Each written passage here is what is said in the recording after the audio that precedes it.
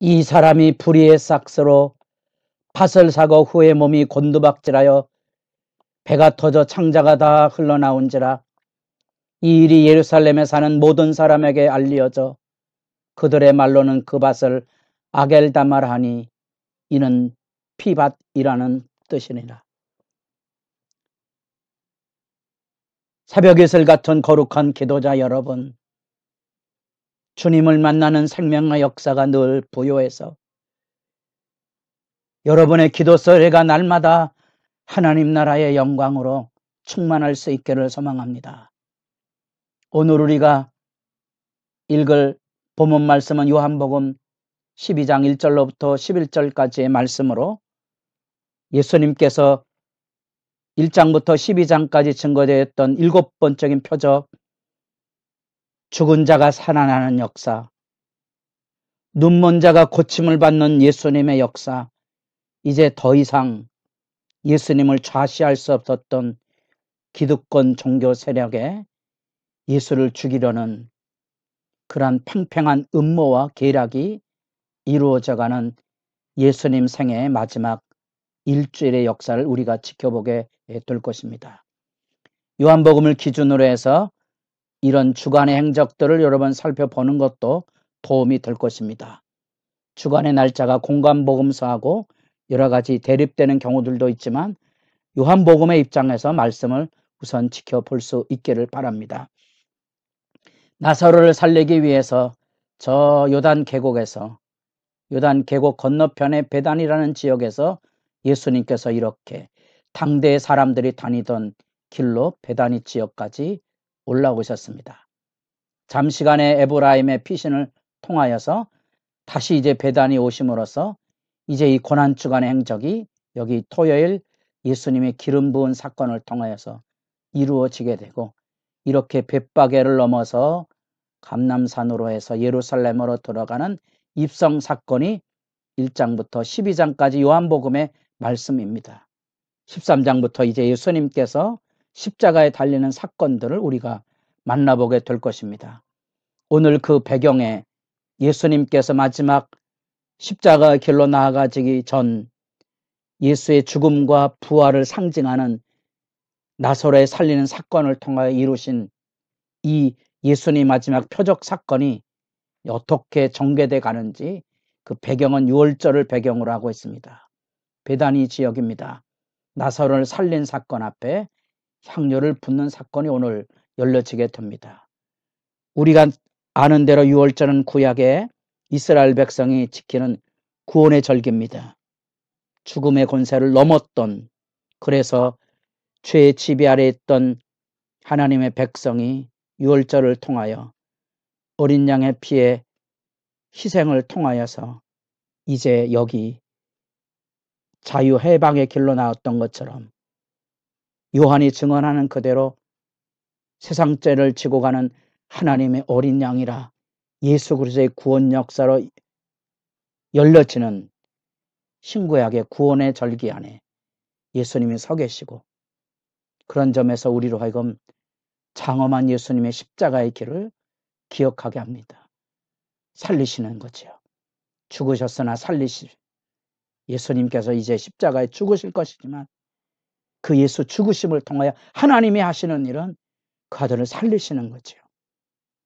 그래서 우리로 하여금 죽어도 다시 사는 부활의 실제 첫 열매인 예수를 따라 지금 우리가 죽어도 다시 사는 믿음 안에 서 있다는 겁니다.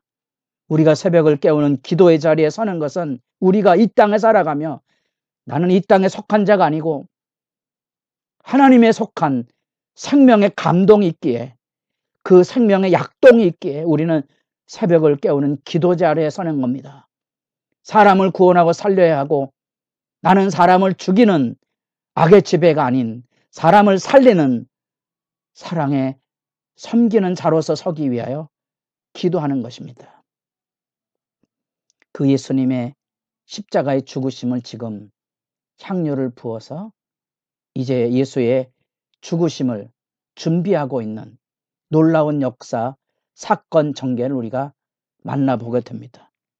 이런 사건의 그 배경에 나타난 이야기는 납득이 되지 않는 그런 이례적인 행동이고, 이것이 우리가 비유 말씀에 보면 비유 안에 담겨져 있는 사람들로 하여금 깜짝 놀라게 하는 과장이나 전혀 사람들의 일상과 반대되는 여러 가지 사람들을 깨우는 그런 묘미가 담겨 있는 것처럼, 식사 자리에 향유를 붓는다든가 머리가 아닌 발에 붓고 감히 여자가 머리털을 풀어헤쳐서 바르시, 이런 것들은 당대로 말하면 충격적인 사건인 거지요.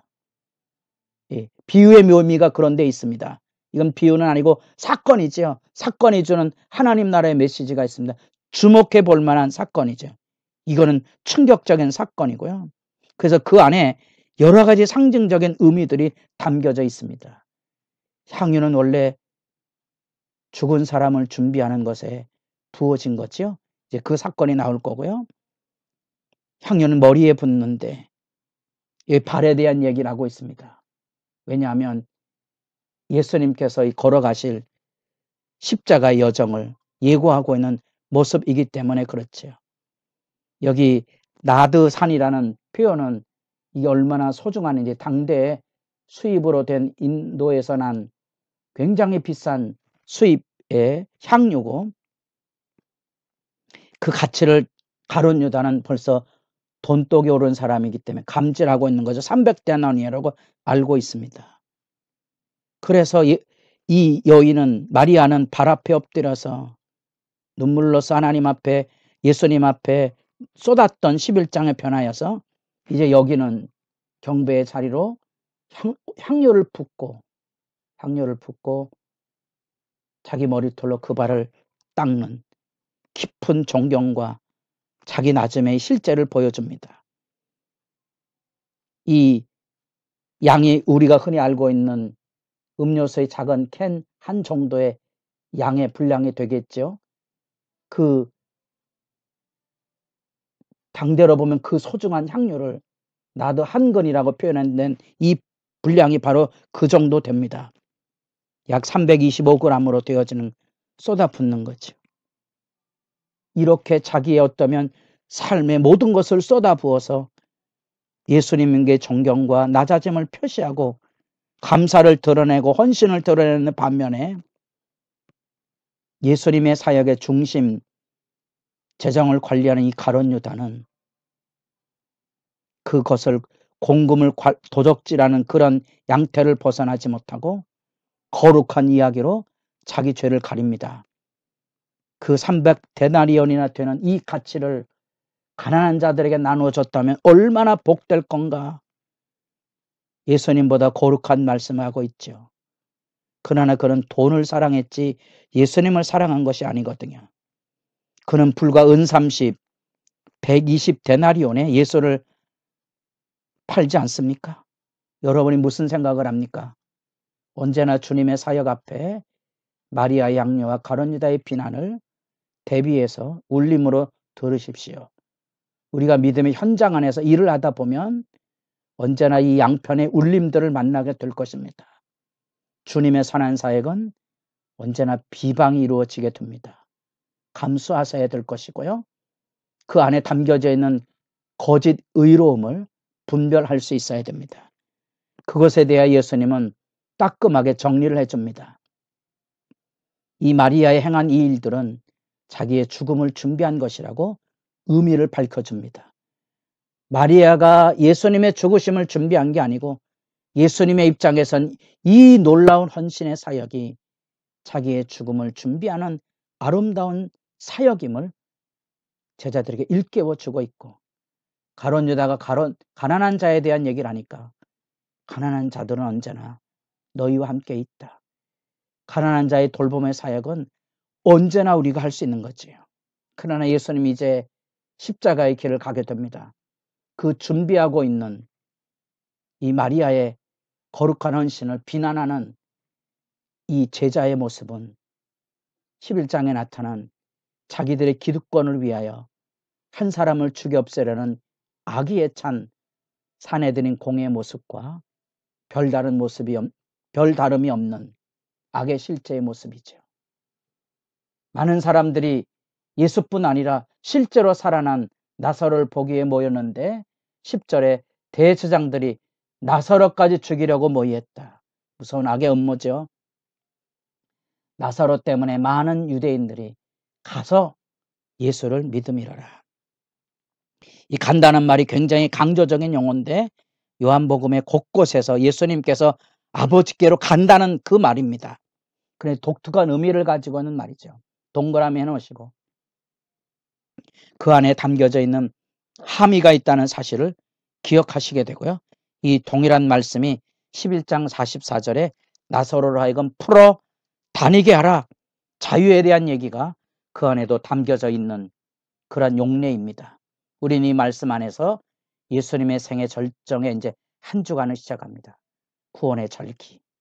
그리고 마리아의 향유를 부어서 죽음을 준비하는 경배 역사에 가룟 유다의 갈취가 이루어지게 되는 뜨끔뜨끔한 거룩을 가장한 헌신을 가장한 악의 행사들 모습. 그래서 우리가 유의하지 않으면 분별하지 않으면 악의 지배로부터 자유로울 수 없다는 것과 예수님의 이 구원사역 십자가 지고 가는 대속사역을 향한 놀라운 곳곳의 증언.